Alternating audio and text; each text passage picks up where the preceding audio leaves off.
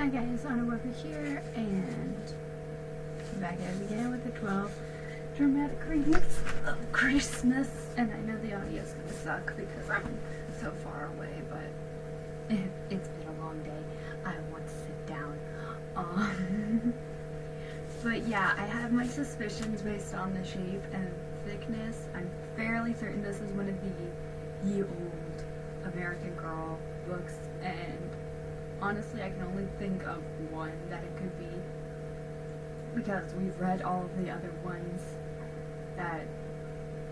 because I know I got rid of like my Kirsten books, because honestly, I don't really like Kirsten. I don't know, she always struck me as kind of spoiled. But anyway, let's open this up.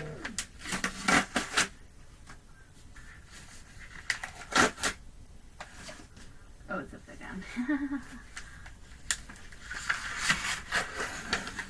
And it's backwards. Okay, so that's the back.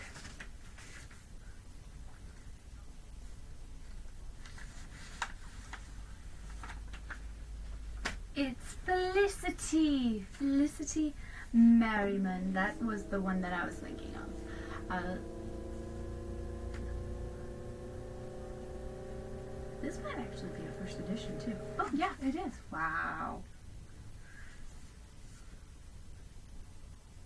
You know, people always talk about first editions and like that are like book people, but I feel like it's very easy to have like a first edition of American Girl books. I feel like they made a lot of first editions. Is that just me? Just me? Well, anyway, I'm gonna take the pictures, record the audio, put it together for you. Sorry, Phyllis. I'm totally like smacking you in the face a billion times. Don't know why I'm doing this. But yeah, I'll see you guys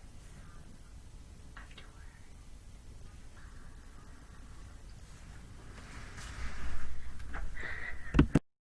Felicity's Surprise. A Christmas Story, 1774.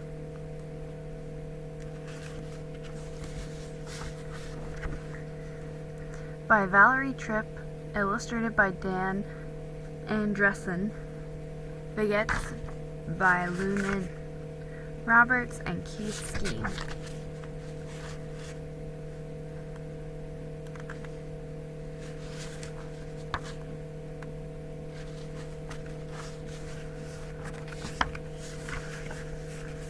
Chapter 1. An Invitation to the Palace.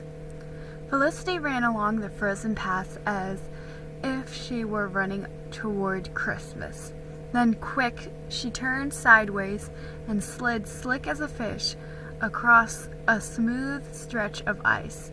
"Try sliding," she called back to her sister Nan. "It's fast! I'm going to do it again." Nan grinned but shook her head. "We shouldn't slide, Lissy. It isn't proper," she said. "And anyway, you know we promised Mother we wouldn't play. We said we'd come straight home after we cut enough holly to fill our baskets." "Very well," said Felicity cheerfully. She knew Nan was right, as usual. Besides, she had already spotted more clear patches of ice ahead. So she ran and slid, while Nan trotted along behind, carefully picking up the holly sprigs that fell out of Felicity's basket. "Mother, William!" called Felicity as she and Nan burst into the house. "Come see the holly we've cut. 'Tis ever so full of berries." Mrs. Merriman and little William hurried to greet the girls. Look at all the holly," said William. A lot. Mrs. Merriman smiled. "My two Christmas sprites," she said. "You have done a fine job, and Holly is perfect. Now I can work Christmas magic on our house. But look at you. Your noses are as red and as cold as the holly berries. Go sit yourselves by the fire. Lissy, take off your shoes first. Don't track that muddy slush into the parlor." She scooped up William with one arm and the two holly baskets with the other. "Later you can help me decorate. It will be a fine surprise for your father and Ben." Just then they heard polite knocking on the door. "Oh, Lissy," said Mrs. Merriman, "my hands are full. Do please answer the door." "Yes, Mother," said Felicity. The floor was slippery and she slid a little as she hurried to the door. When she opened it, she stepped back in surprise. "Goodness!" she gasped. There stood a very elegantly dressed man. He bowed to Mrs. Merriman. "Good day, madam," he said. "Do I have the honor of addressing the wife of Mr. Edward Merriman?" Felicity's mother nodded, and the man held out a letter. "This is for you, madam," he said. Mrs. Merriman quickly put William and the holly baskets down and took the letter. "Thank you," she said as the man left. "Good day to you." Felicity, Nan, and William crowded close to Mother as she untied the red ribbon and opened the letter. "Why, Lissy!" she exclaimed.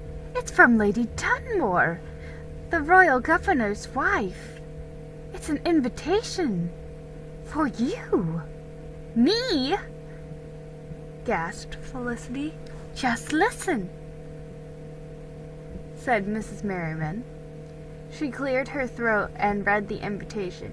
Lady Dunmore presents her compliments to Mrs. Merriman and requests the favor of her daughter, her Felicity's attendance at a dancing lesson at the palace on Saturday, January 7 at 4 o'clock. "Oh, Lissy," said Nan, "you're so lucky." Mother handed the invitation to Felicity. She read it, but she could hardly believe the message written in curlicues and fancy script. She was invited to the royal governor's palace. The palace was the most fanciest, most elegant place in Williamsburg. Many times she'd peeked through the wrought iron gates in the thick, high brick wall around it, and now she was invited to come inside as a guest. Felicity was speechless. The room was so quiet they all jumped when they heard more knocking at the door. "Whatever now?" laughed Mrs. Merriman. "I shouldn't be surprised if it's King George himself." But it wasn't. But it was Felicity's friend, Elizabeth, waving an invitation just like Felicity's. "Oh, you got one too! You got yours too!" she explained. Her brown eyes were bright with excitement. "Isn't it wonderful? Both of us invited to the palace. Won't it be grand? A dance lesson isn't like a school lesson. There will be music and lovely food and everyone wearing beautiful clothes. This dance lesson will be almost like a ball." "A ball?" said Nan, wide-eyed. Elizabeth rattled on. My mother says our teacher, Miss Manderley, arranged for us to be invited. Miss Manderley knows the dancing master who teaches the governor's children. She asked him to invite you and me and my sister Annabelle. Aren't you excited? Yes! Laughed Felicity. I think I must be in a dream. The cold will wake you up from the dream, smiled Mrs. Manderley. Put your shoes back on, Lissy. Go to the store and show the invitation to your father. You must ask his permission to go to the dancing lesson. Hurry now. Felicity pulled her shoes back on. Can you come to the store with me, Elizabeth? She asked.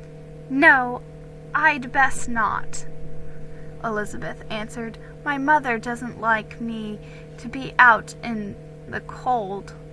She's certain I'll catch a fever. The two girls shared a look that said, Aren't mothers silly? Always worried about fevers and such. Then Elizabeth left for home.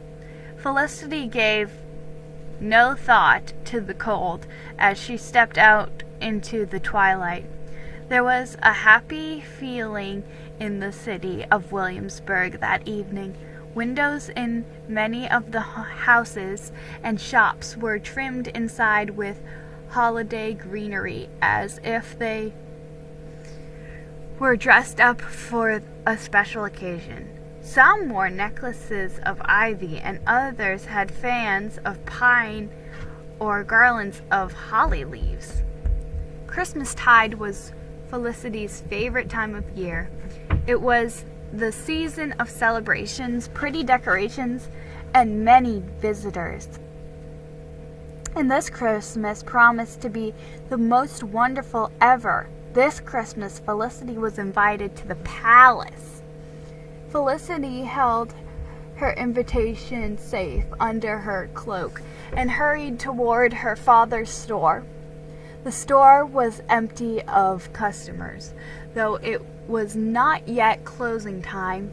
In November, Mr. Merriman had stopped selling tea in his store to show that he was against the tax the king had put on tea. Since then, the store was never very busy. People who agreed with the king had stopped shopping there. Felicity stepped into the shadowy store, lit by a few flickering candles. She called out, Hello? Hello? Hello yourself, answered a cheery voice. It was Ben, Mr. Merriman's apprentice. He was up on a ladder, dusting high shelves. He grinned down at Felicity. This is a fine surprise, he said. Have you come for a whistling lesson? Not this time, laughed Felicity. Where's Father? In his counting room, said Ben. What's happened? Oh, nothing, said Felicity erringly. Only the very finest thing ever in the world. And what might that be? Laughed Ben. But Felicity did not answer him, because she saw her father coming. Father, look! She cried, as she rushed toward him, waving the invitation. Elizabeth and Annabelle and I have been invited to the palace. To the palace? Mr. Merriman explained. He opened the invitation and held it near the candlelight. Ben climbed down the ladder and came to take a look too. May I go, Father? Elizabeth says it will be almost like a ball, said Felicity, placing her hand on his arm. Oh, please say I can go. Well, her father began. Lizzie! Ben burst out before Mr. Merriman could finish. How can you even consider it? How could you possibly go to the governor's palace? How could you smile at the governor and drink his punch as if you're best friends? How could you? I'm not angry at the governor, Felicity said hotly. You should be, said Ben. You know Governor Dunmore represents the king here in Virginia. You know the king and the governor have treated us colonists badly. Well, said Felicity, I suppose so, but... Ben didn't listen. If you go to this dance lesson, you'll be surrounded by loyalists, he said. You'll be dancing with children of the very same people who have snubbed us and refused to shop at your father's store ever since we stopped selling tea. Ben shook his head. Don't you see, Lizzie? You can't go. You can't. Felicity felt plunged in gloom. She understood everything Ben was saying, but she still wanted to go to the dance lesson. She looked at her father. Is it wrong for me to go to the palace, Father? She asked. Mr. Merriman looked down into Felicity's sad face.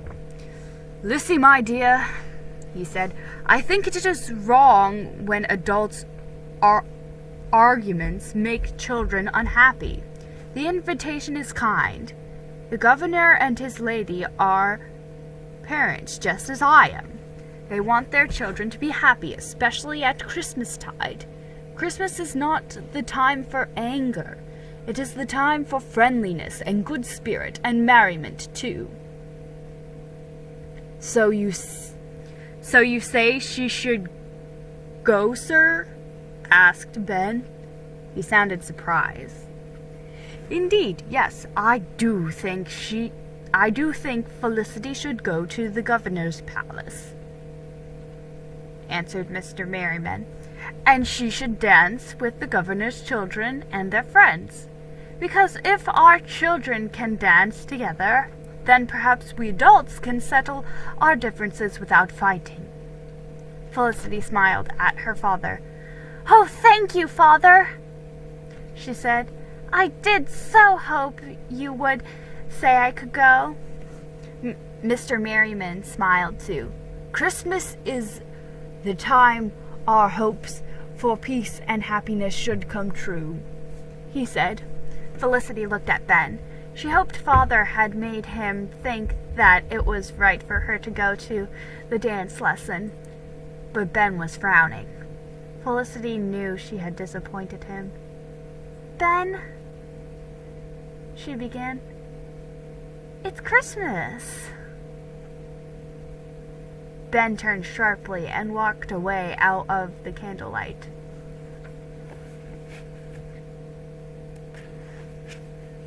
Chapter 2.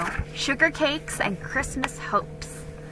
Cheerful sunlight shone through the windows into the kitchen. Felicity and Elizabeth were having a merry, messy time baking Shrewsbury cakes. Elizabeth was beating an egg and rose water together in a bowl, and Felicity had unwrapped the blue paper from the sugar loaf and was scraping off a cup of sugar. 5 days till Christmas, said Felicity, and then 13 days till we go to the palace. It seems such a terribly long time to wait. Yes, agreed Elizabeth,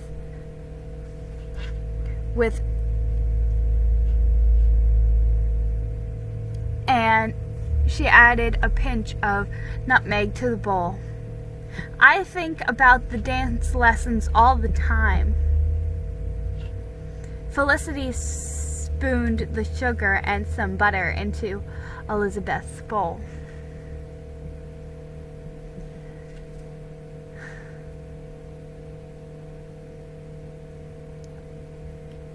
When you lived in England, did you ever go to a dance lesson as fancy as this one will be?" she asked. "Oh, no," said Elizabeth. "Never anything as grand as this. Mother says it is such a special occasion. Annabelle and I will ride to the palace in a carriage. We shall each have a footman to escort us right up to the palace door." "Who will escort you, Lissy?" "I don't know," said Felicity. "Most likely my father will." Elizabeth grinned. "I have a fine idea," she said. "Ben could escort you to the palace. That would make Annabelle green with envy." Elizabeth's snobby older sister Annabelle was sweet on Ben. The girls had shared many a giggle over the way Annabelle fluttered her eyelashes at Ben, trying to make him notice her. So Elizabeth looked surprised when Felicity frowned and said sharply, "No, Ben will not escort me to the palace." "But why not?" asked Elizabeth. "He is your friend." Felicity thumped the dough hard with the rolling pin. Ben does not think I should go to the dance lesson at the palace at all," she said. "He is angry at the governor and the loyalists. He thinks I should be angry too." "Oh," said Elizabeth softly. Elizabeth's parents were loyalists. Her father was friendly with the governor. "But my father said the governor and his lady were kind to invite me and that I should go," said Felicity. "He said Christmas is the time when our hopes and peace and happiness should come true." "Well, that's a good thing," said Elizabeth. She sounded relieved, because it would be terrible if you couldn't go. "I wouldn't even like the dance lesson if you were not there." "Don't worry," said Felicity with a grin. "I'll be there, I promise." She wiped her floury hands on her apron. "Now then," she asked, "which cake cutter do you want to use first? The star, the moon, the heart, or the clover?" "Oh, the star," said Elizabeth. "I want to use the Christmas star first." Soon after, Felicity brought the pretty basket of Shrewsbury cakes she and Elizabeth had made to lessons at Miss Manderley's house. "Such lovely cakes," said Miss Manderley. "Thank you, Felicity." "Felicity and I made them," said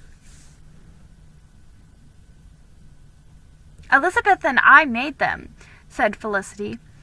"We wanted to thank you for our invitations to the dance lesson. I never dreamed I would be invited to the palace.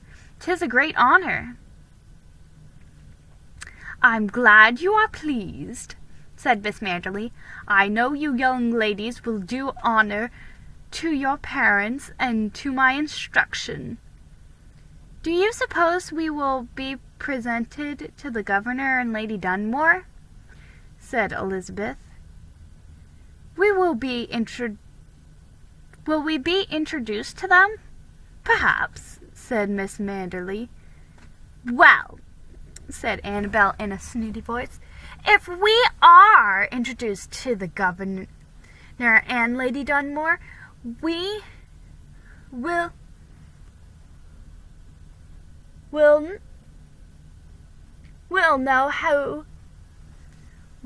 know who Elizabeth and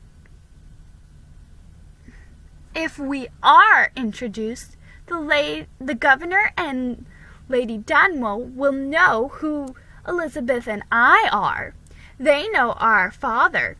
When they hear our last name, they will know we are from a family of loyalists." Governor and Lady Dunmore may know of my father, too, thought Felicity. When they hear my last name, they will know I am from a family of loyalists. Maybe they won't like me. They will know I am not from a family of loyalists. Maybe they won't like me. Felicity felt a little nervous. The governor and his lady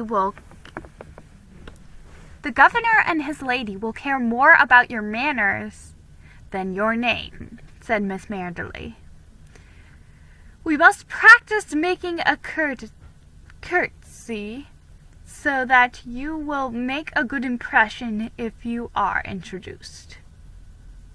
Miss Manderly taught the girls how to make a curtsy in order to show their respect when they met someone important. Now Felicity stood with Annabel and Elizabeth to practice. Miss Manderly reminded them of their movements. Stand with your back straight, said Miss Manderly as she watched them. Put one foot slightly in front of the other. Your head should be bowed and tilted to the side a bit. Eyes looking down, Annabel. 'Tis rude to stare boldly. Now sink down slowly and say softly, my lord, my lady, then rise quite good, but Felicity, don't sink so low. Then you will not wobble. You don't want to fall in a heap at the governor's feet. No, Miss Manderly, said Felicity. Oh, tittered Annabel. Can you imagine what an embarrassment it would be to fall? She looked at Felicity out of the corner of her eye. I have heard that the dance master is very strict.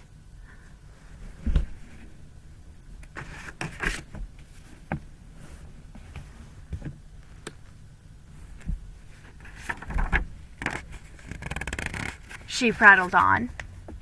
He struck 2 girls because they made mistakes in the dance. And once he scolded a young man sharply because his manner was not quite correct. That's enough, Annabel, said Miss Manderly. You will all dance beautifully, especially if you practice between now and the day of the dance lesson. She sat at the spinet. Let us begin our dance practice now. Then none of you need worry. But Felicity was worried. She knew she was not good at dancing, and today she was worse than usual. She even stepped on Elizabeth's toe. What if she should step on the toe of one of the governor's sons? Soon Felicity was so busy worrying, she lost track of the dance entirely.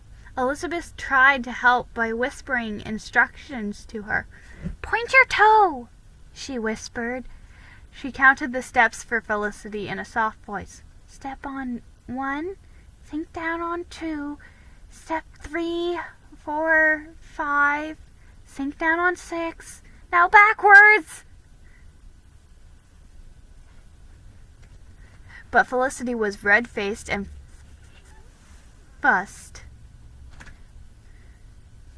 fused. She just couldn't get back in step.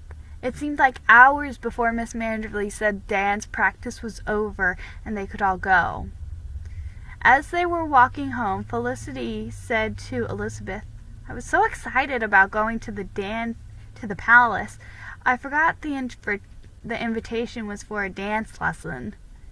If we were going to run races or ride horses, then I know I would do well. But I am terrible at dancing.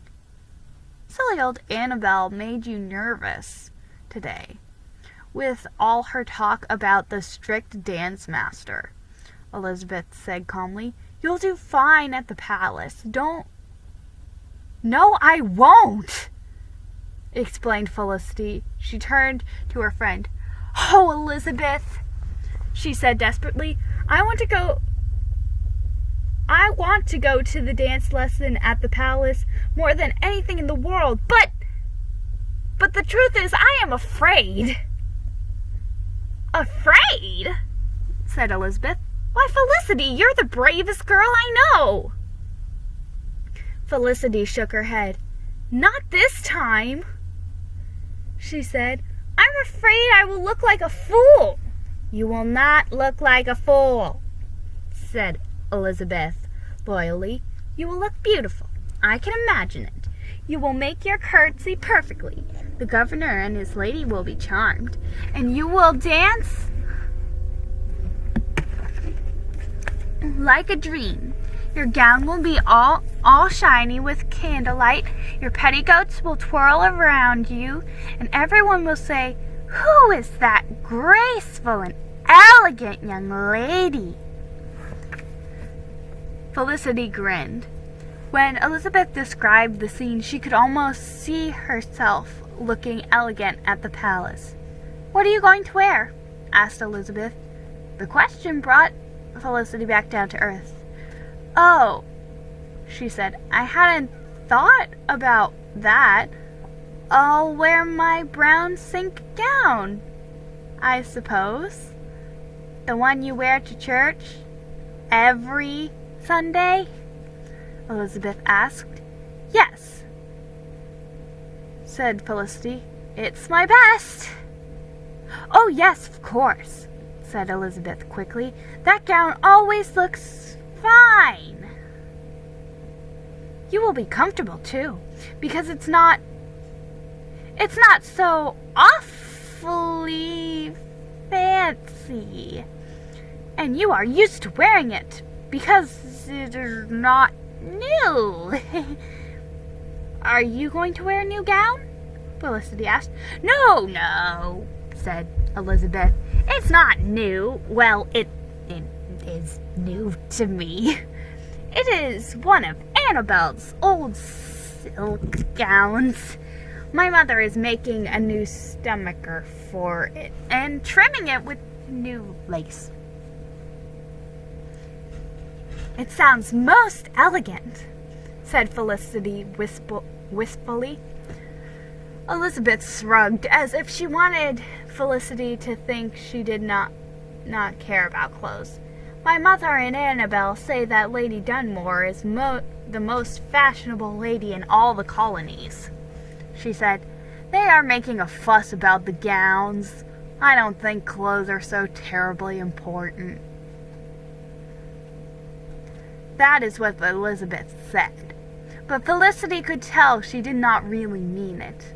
Felicity knew Elizabeth thought it was very important to wear a wonderful gown to the palace. Felicity did not usually pay much attention to clothes, but now she began to think Elizabeth was absolutely right. "If I had a beautiful new gown, I wouldn't be nervous," said Felicity. "Then I would dance well. I would not make any mistakes.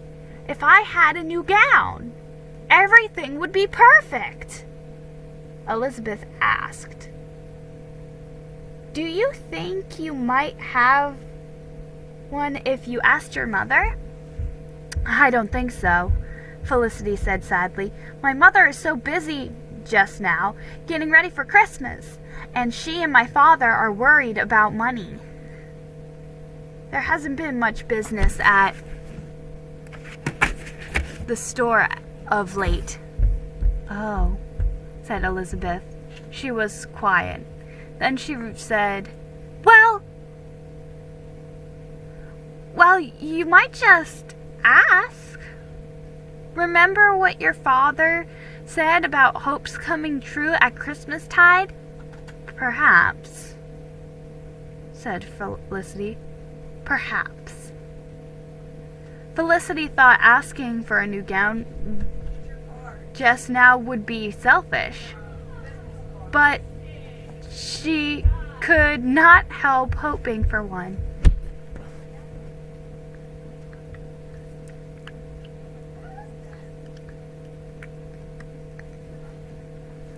Chapter 3. Tidings of Comfort and Joy. The next morning, Mrs. Merriman said, "Felicity, come along with me. I'm going to the apothecary to get medicine for my cough. We can stop by the miller on the way home. Perhaps we can find some trim or lace to spruce up your brown silk gown for the dance lesson at the palace. Would you fancy that?" "Yes, Mother," said Felicity. She tried to sound pleased, but she was thinking, even with new trim, I will still look like a little brown field mouse. Felicity trailed along with her mother from shop to shop. She was thinking so hard about asking for a new gown. She only half heard the apothecary and her mother chatting. "Mrs. Merriman," said Mr. Galt, the apothecary, "I am concerned about your cough. It should not linger for weeks as it has. I shall give you garlic syrup and some licorice lozenges. But you must rest." "Thank you, Mr. Galt," said Mrs. Merriman. "I'll have plenty of time to rest after Christmas. 'Tis such a happy, busy time just now." Mr. Galt shook his head. "I fear your cough will turn into something more serious if you do not take care of it," he said. "Mind you wrap up well. 'Tis frightfully cold." "Aye," said Mrs. Merriman. "The cold cuts straight to my bones." She coughed as she turned to go. "Come along, Lissy," she said. "Good day, Mr. Galt. I wish you joy of the season." Felicity and her mother hurried to the miller's shop. Usually, Felicity was not very interested in the pretty shop full of fineries for ladies and gentlemen. Never before had Felicity paid attention to the feathers and fans and flowery bonnets, fancy shoes, purses, laces, and trims, but today Felicity studied the shelves. Perhaps there is something here that could make my old brown gown beautiful, she thought. Perhaps there is something magic here. And then Felicity saw the doll. The doll was standing on a shelf, holding a bouquet of tiny silk flowers. She had black painted hair and rosy pink cheeks and an excited expression. "Look at me," she seemed to say. Felicity stared. The doll's gown was made of blue silk. It was the bluest blue there ever was, bluer than the sky, bluer than the sea. The blue was so bright it lit up the shop. The neck and sleeves of the gown were trimmed with frills and lace, as white as the delicate as snowflakes. It was the most beautiful gown Felicity had ever seen. "Oh, if only I could go to the palace in a gown like that," thought Felicity. She was so lost in her daydream, she was surprised when she felt her mother's hand on her shoulder. Mother stared at the beautiful doll. She was caught by the doll's magic, too. "Isn't her gown perfect?" sighed Felicity. "Aye," said Mrs. Merriman.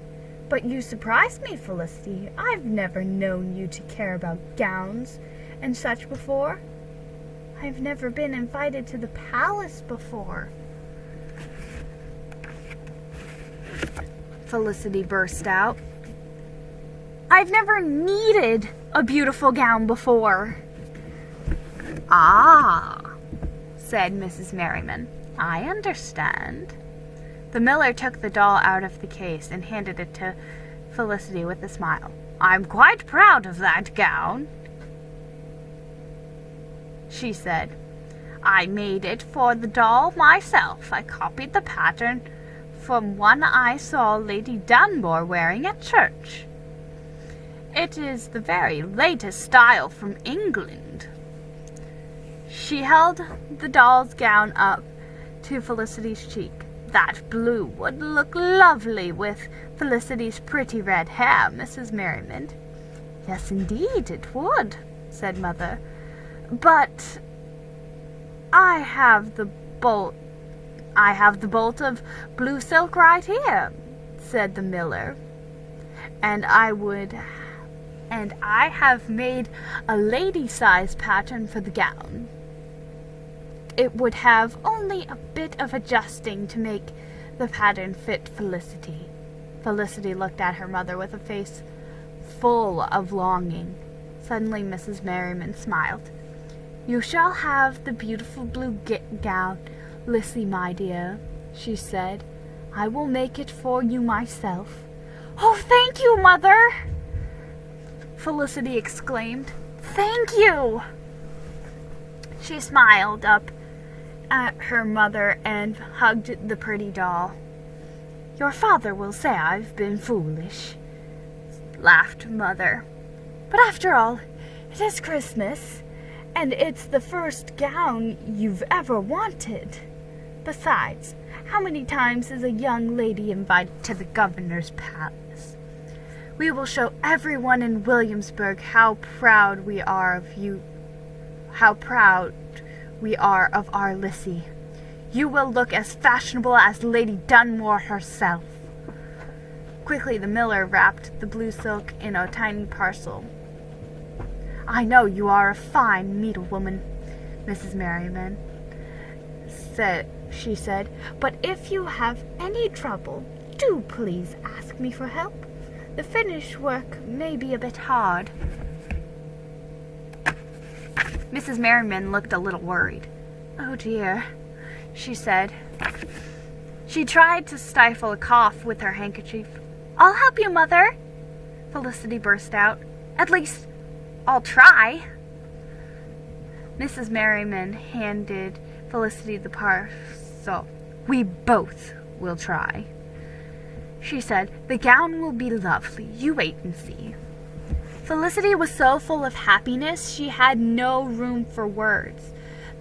She held the precious parcel close to her chest, and smiled at her mother. "I am going to have the most wonderful gown in all the world," she thought, "because I have the most wonderful mother in all the world." That very evening, Mrs. Merriman set to work making Felicity's gown. Felicity watched, biting her bottom lip with concern, as her mother cut the slippery blue into pieces. "These pieces are such odd shapes, Mother," said Felicity. Felicity said nervously. "Will they ever come together to make the gown?" "I do indeed hope so." Mrs. Merriman smiled, but she looked a little nervous too. It seemed like a miracle when she pinned the pieces together and Felicity could see sleeves, a waist, and a neckline taking shape. The next morning, Mrs. Merriman began sewing the pieces together. Felicity was very eager to help. She threaded the needle for her mother and handed her pins as she needed them. She and Nan stood behind Mother's chair, watching her work. After a little while, Mother turned to them. "Now, girls," she said, "you are making me uncomfortable. Please don't peer over my shoulders and stare at every stitch I make." Then she smiled. "Would you rather play with the ark?" she asked. "Yes," said the girls. "Me too," said William. "Very well, then. Felicity, you may bring it down." Felicity stood on the stool to lift the ark down from its high shelf. The ark was a special toy they brought out only at Christmastide. All three children loved to play with the wooden boat and the small painted animals that went inside. Now they sat at Mother's feet, happily lining the animals up in pairs. Every once in a while, Felicity would pop up to check on her mother's progress. "Mother," she said, "must you sew so slowly? Couldn't you make bigger stitches? No one is going to see them." Mrs. Merriman sighed. "Lissy, you know what I always tell you. Haste makes waste. If you want the gown to be perfect, you must be patient." Patient. It was always hard for Felicity to be patient. It was especially hard now, with Christmas only 3 days away, and the dance lesson at the palace just 13 days after that. But as the next few days went by, Felicity tried very hard to be patient. She stood still for hours while her mother fitted the gown to her. It was quite uncomfortable to stand without moving. But Felicity never complained, and when the fittings were over, she tried to help with the household chores so that her mother would have more time to work on the gown. She played with William, read with Nan, she helped with Rose the cook. Felicity wanted her mother to have as much time as possible. Because it was the holiday season, friends and visitors came to call every afternoon. In past years, Felicity had enjoyed all the holiday gaiety and had fun passing the special Christmas cakes and listening to the visitors chatter. But this year, Felicity was always impatient for the guests to leave. It seemed to her that they talked on and wasted time when her mother could have been sewing. Christmas Eve afternoon brought a steady stream of guests. Felicity's heart sank every time she heard another knock at the door, another hearty voice calling out, "Merry Christmas!" She groaned to herself every time another happy, laughing group settled in for a long visit. When the last guests finally left, Felicity sighed with relief. "Now you can work on my gown," she said to her mother. Mrs. Merriman coughed. She looked very tired. "Please, Felicity, don't nag at me," she said. "I have a great deal of work to do to get ready for tomorrow. Run along now." Felicity did run along. First she went to Elizabeth's house. Then she and Elizabeth went to the miller's shop to visit the pretty doll and study every detail of her beautiful gown. Your gown will look like that soon," Elizabeth assured her. "I hope so," said Felicity. "Mother must still attach the sleeves and do the hem and add the lace trim, and your gown will be finished in time," said Elizabeth. "Don't worry."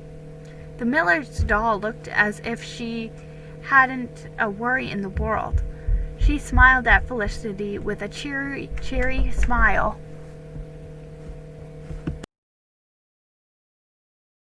Her hands were always busy, always moving, always making things or doing things for others. Now her hands lay still upon the blankets. Felicity lifted one of her mother's hands and held it to her own cheek. "I won't let you die," she whispered.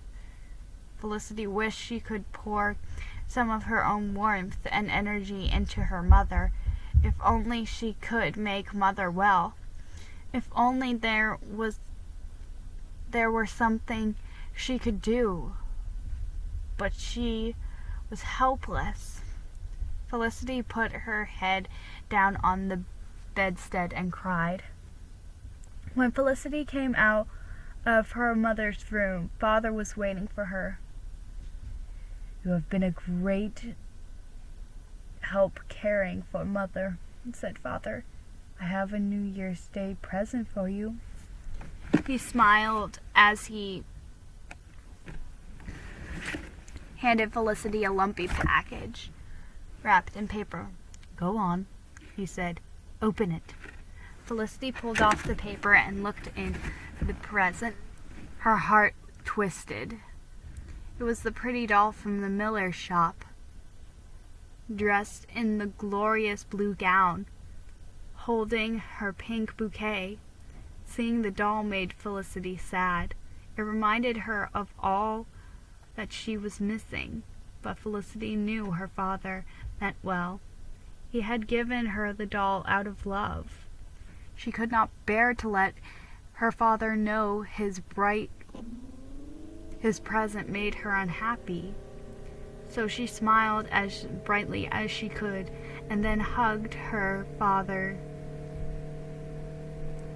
"Thank you, Father," she said. "It was very kind of you to get the doll for me. Thank you very much." Her father looked pleased. "Go along now and play with the doll for a while," he said. "I'll sit with your mother, and you need a rest." "Thank you, Father," she said again. Felicity carried the doll up to her room. She sat on her bed and held the doll in her at arm's length. Its happy expression seemed empty-headed and foolish to Felicity now. "I was just as foolish as you," Felicity whispered to the doll. "I thought a lot of silly things were important before Mother was sick. I know better now." She touched the doll's cool, silky gown once, then gently hid the doll under her counterpane. She didn't want to see her anymore. "Felicity!" cried a familiar voice. It was Elizabeth. She rushed into the room. "How are you? Oh, I've missed you. I do so hope your mother is better. Look, I've brought you a present. It's a blue silk cord to wear around your neck to the dance lesson at the palace. It will look fine with your gown."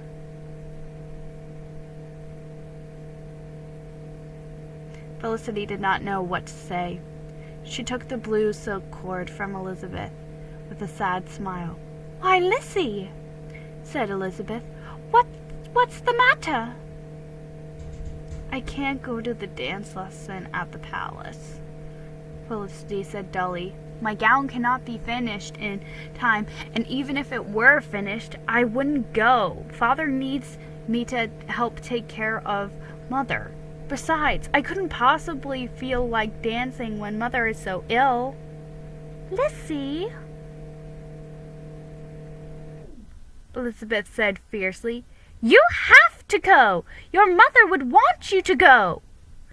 "I don't want to go any more," said Felicity. Elizabeth shook her head. "You don't really mean that." "Oh, I wish there were something I could do."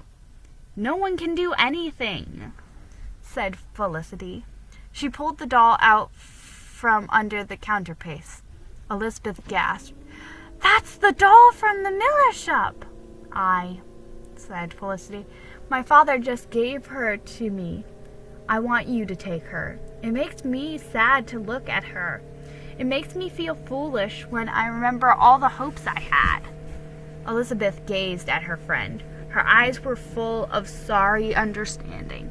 At last she said slowly, "Very well, Lizzie. I'll take the doll. I'll keep her for a while.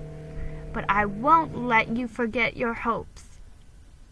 Remember what your father said? Christmas is a time for hopes to come true."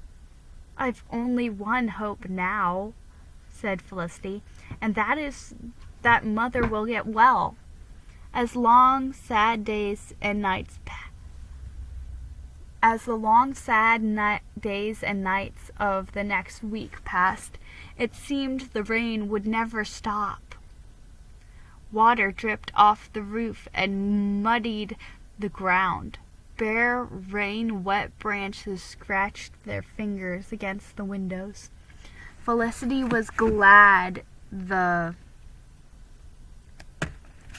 doll was gone. She didn't want to think about the dance lesson.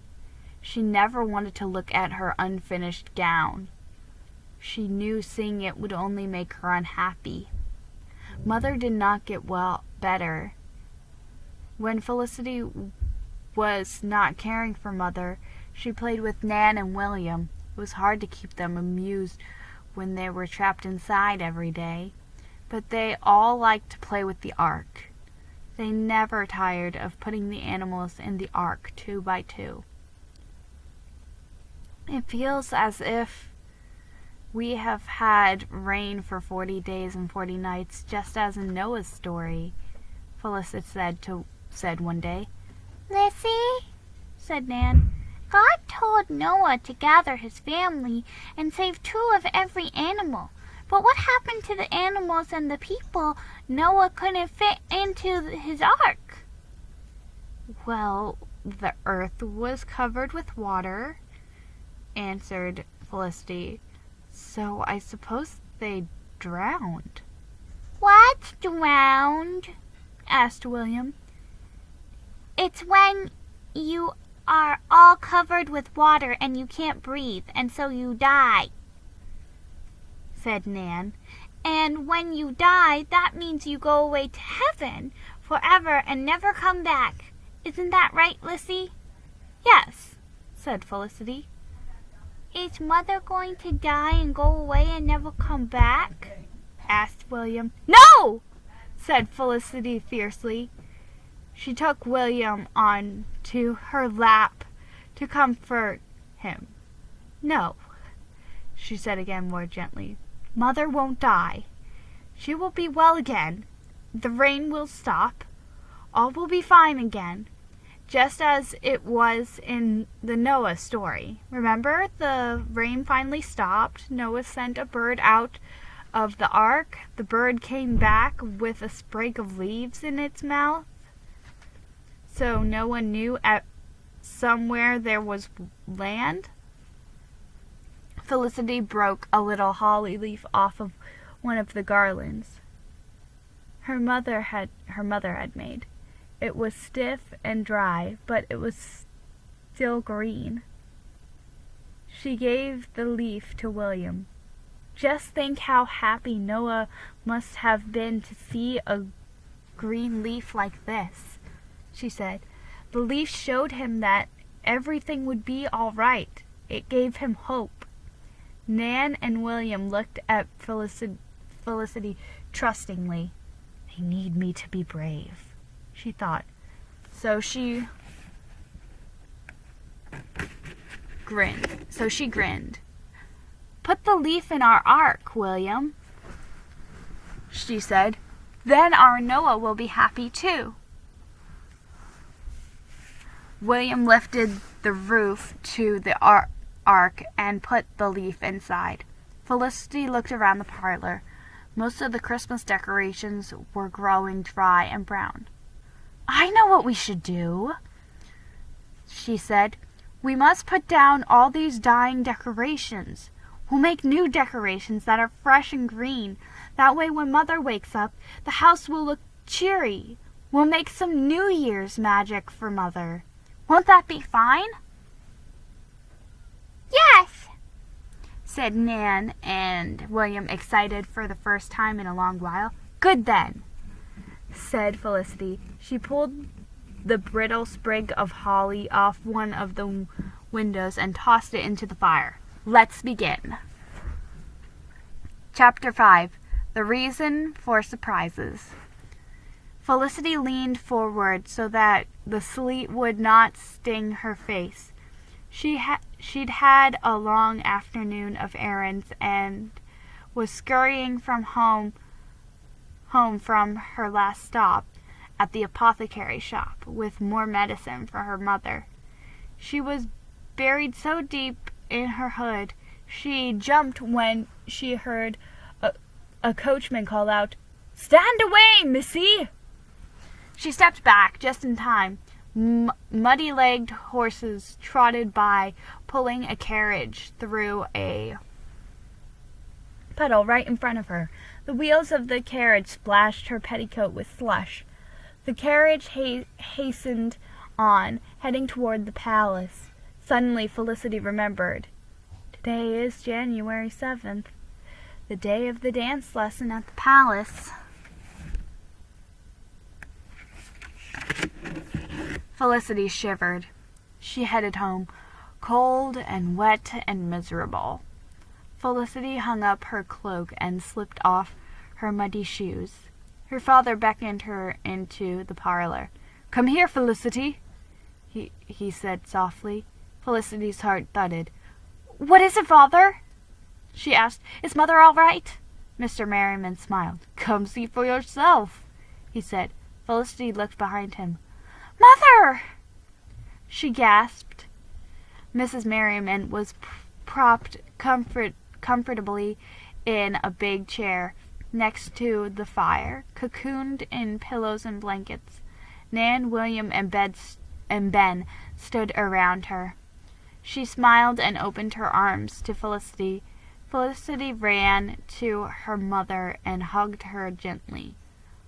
"Oh, Mother," she said. "Oh, I'm so glad." Felicity wanted to stay in the circle of her mother's arms forever. "The fever is gone," said Father. "Her cough is still bad, and she is very weak, but at last she is starting to get better." I am indeed, thanks to you, Lissy, my good nurse," said Mother. Her voice was still hoarse but full of happiness. "You've taken good care of me. Father tells me that you've taken good care of William and Nan, too. Thank you, my dear girl." "We made new decorations for you, Mother," said Nan. "Lizzie did most of the work, but William and I helped too." The parlor looks beautiful," said Mrs. Merriman.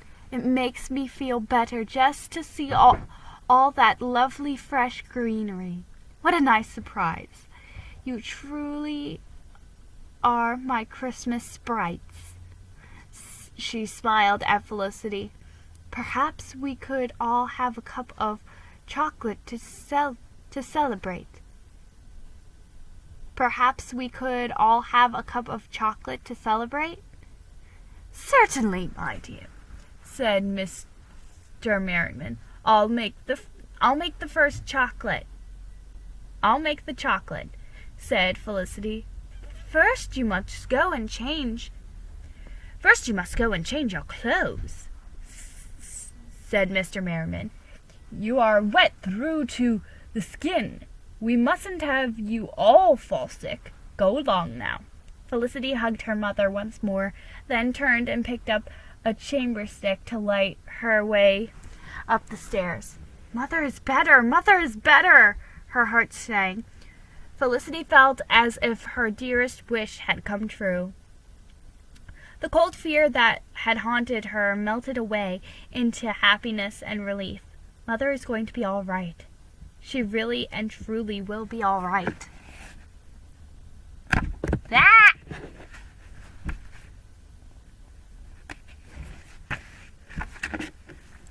When Felicity reached the door of her room, she stopped stock still. She could not believe her eyes. The beautiful blue gown was spread out on her bed, glowing in the light of her candle. Every stitch was perfectly finished. Was it magic? Felicity touched it to be sure it was real. The blue silk was as smooth and as soft as a sigh, but it was very real. How could this be? Felicity wondered. Who finished the gown? Then she noticed the pretty doll in its matching blue gown sitting upon her pillow. The doll's eyes were bright, and she looked even more cheery and pleased with herself than usual. "Elizabeth!" gasped Felicity. Could she have done it? "Oh, Elizabeth, thank you!" Felicity thought. Carefully, Felicity lifted the gown in her arms and hurried downstairs to the parlor, where her family and Ben were still gathered. Mother sat forward. "Felicity!" she gasped. "You have your gown! Your heavenly blue gown!" "Did you finish it?"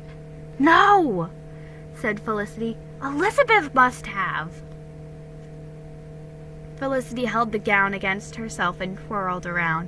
The blue silk gown glowed in the light of the fire, and brightened the parlor.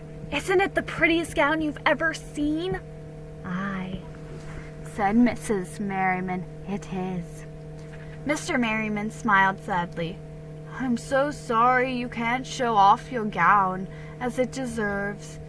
I know this is the day of the dance lesson, but I don't know how you can be properly taken to the palace. Rose isn't home, and I can't leave your mother. You cannot possibly arrive alone, and there's no one to escort you." "I understand," said Felicity quietly. A shadow of sadness crossed Mrs. Merriman's face. She reached out to stroke the glorious blue silk of Felicity's gown. Suddenly, Ben spoke up.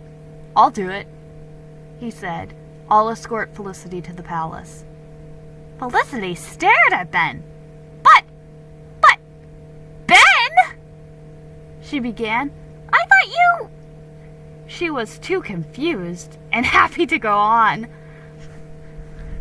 Mr. Merriman laughed and nodded at Ben with a pleased expression. "Good lad," he said. He turned to Felicity. "You had better hurry and get ready, Lissy, my dear. 'Tis already nearly 4. Ben was halfway out the door. "I'll get the riding chair ready and bring it around the front," he said. Mrs. Merriman's cheeks were pink with excitement. "Edward," she said to Mr. Merriman, "please bring a bathtub and some buckets of hot water in from the kitchen. Lissy must have a bath. William, fetch some of my very best soap and a linen cloth. Nan, bring the hairbrush. Make haste! We must get Lissy ready to go to the palace." Before Felicity knew it, she was scrubbed clean, her skin glowing pink, and smelled of roses. Nan brushed her hair till it was smooth and shiny as copper, as if in a dream. Felicity slipped the blue silk gown over her head. It fit perfectly. Felicity had never felt so beautiful in her life. Her hands shook a little as she tied the blue cord around her neck. Mother studied her with a loving eye. "Nan," she said, "run and fetch one of my best pearl earrings from the case in my drawer."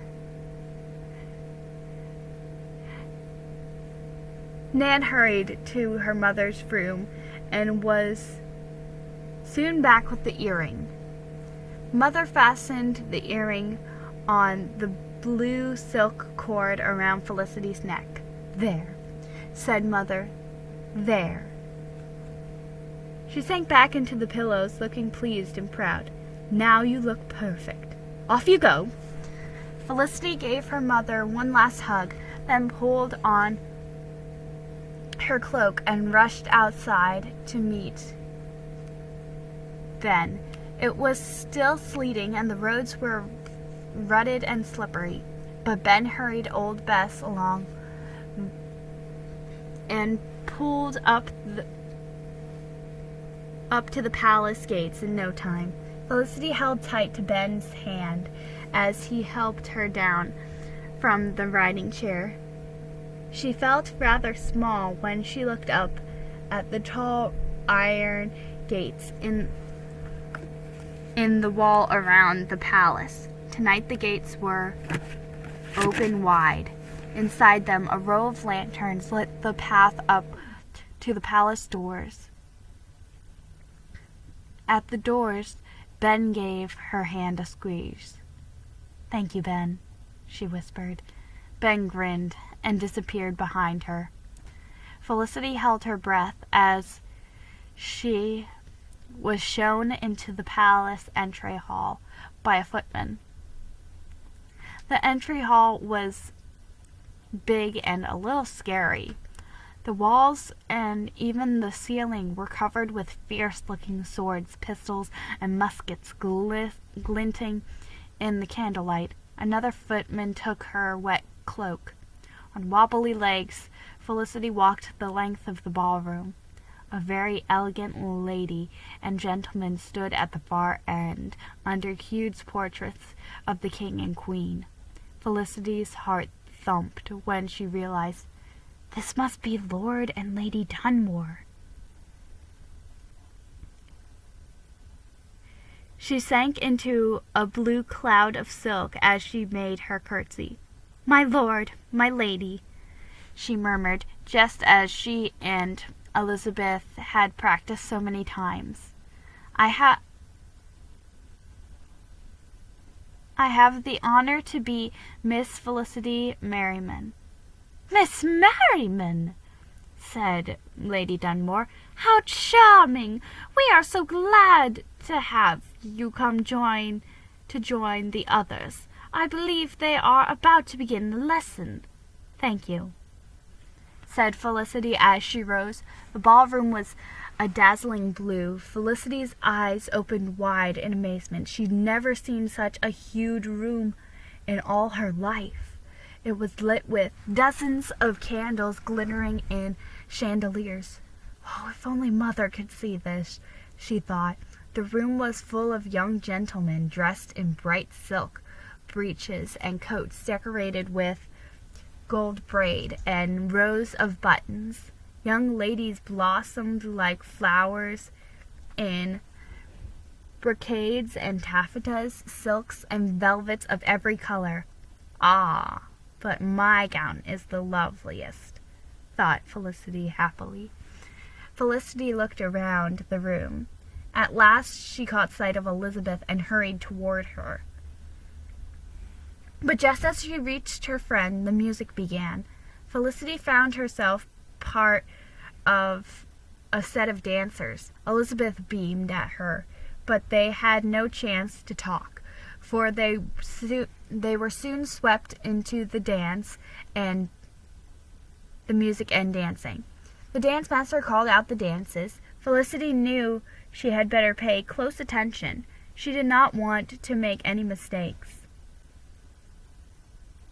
The beautiful blue gown worked its magic as the dance lesson went on. Felicity felt more and more at ease. She did not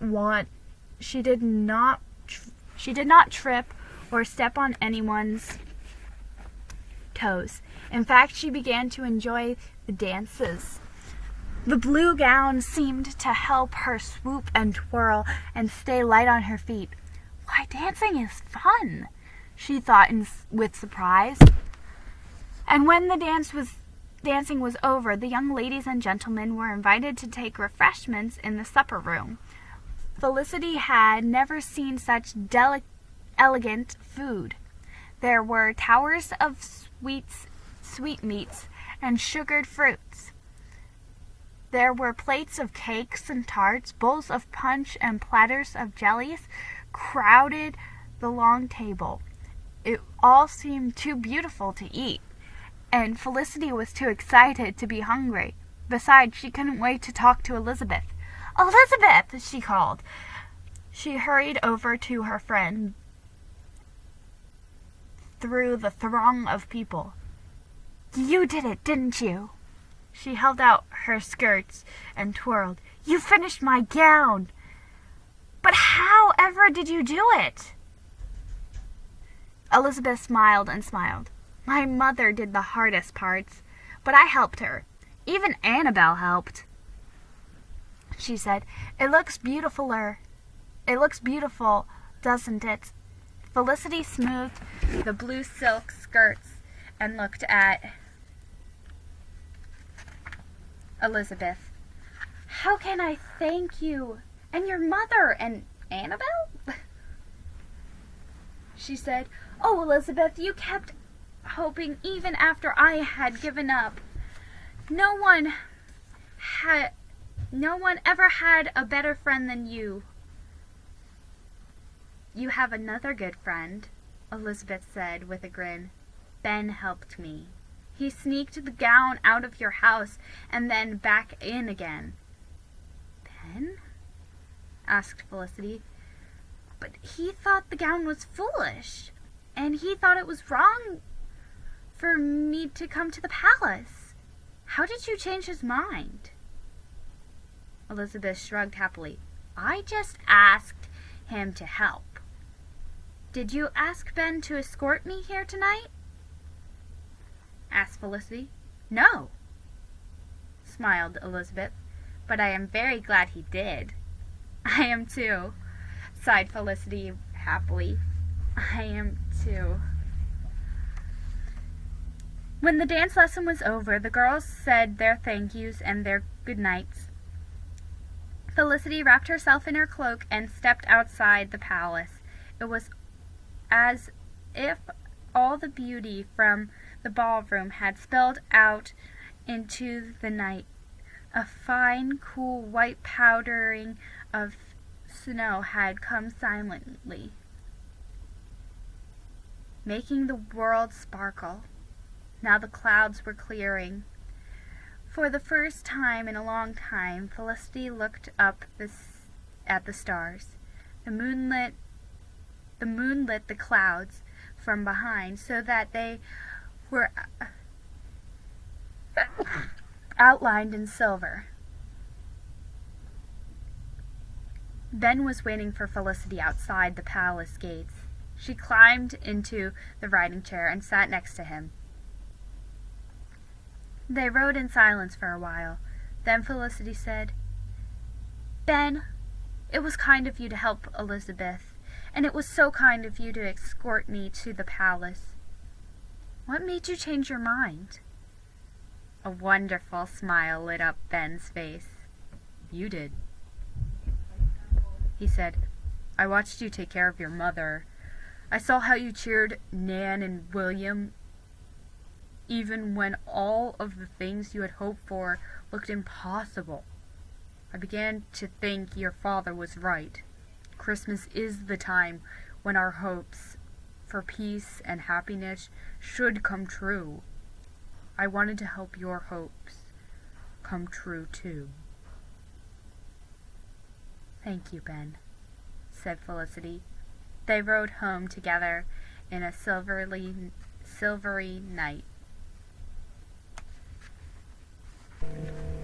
So that wraps up Felicity's surprise, and while I do feel like I may have done a dramatic reading for this recently, like for Vlogmas last year or something, I had so much fun rereading it, and yeah.